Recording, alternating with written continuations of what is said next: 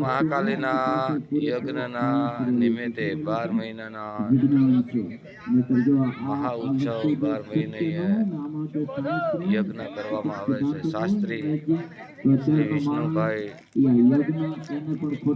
તેઓ કથા કથા કલાકાર છે. નથી કેમ કોર્ટમાં જે ગુનેગાર હોય ને એને નિર્દોષ કરી નાખે, નિર્દોષ હોય એને ગુનેગાર કરી અને પાછળ ધકેલી નાખે એવો કલિકાળના માણસ એક પ્રભાવ છે. પણ યજ્ઞ એ કોઈ એક લૌકિક મા ભગવતી આ શું છે તો કે વૈદિક નવચંડી કાલી આદિ અનાદિથી આપણા ઋષિ આદિ અનાદિથી ચાલીને આવેલા મા ભગવતી કાલ ક્રીમ મહા મંત્રના સાનિધ્યમાં શ્રી શિવ સનાતન શિવમ શિવમ નમામિ વિઘ્નેશ્વર જપમ ભજામ. હે મા ભગવતી તારા સાનિધ્યની અંદર કુટે કુટે વંદન કરીએ. આદિ અનાદિથી મા ભગવતીના સાનિધ્યમાં 12 મહિનાના વર્ષથી યજ્ઞ કરવામાં આવે છે.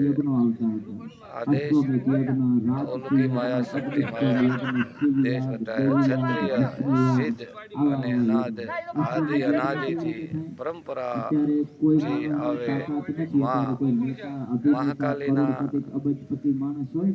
સાનિધ્યમાં પૂજન કરતા 12 મહિનાનો યજ્ઞ ધરાવતા ઓમ નમો નારાયણ ઓમ નમો નારાયણ તો આદેશના ગુંજન કરતા ક્રીમ બીજ મંત્ર મતલબ ક્રીમ હોમ ક્રીમ મા શક્તિ કાલીન કાલરાત્રિ કહેવાય. જય ભોલે જય સદા શિવ સદા આચાર્યાય સમગ્ર શિવ સદા નિમે નમામિ સર્વ.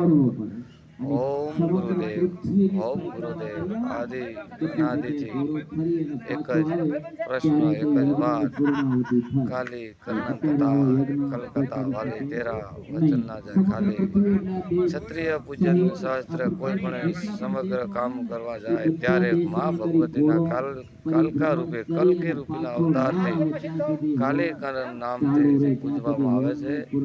તેઓ શાંત કરવાથી શિવ આનંદ સર્વ નામ વેદ ધરાવતા. ઓમ ગુરુદેવ ઓમ ગુરુદેવ.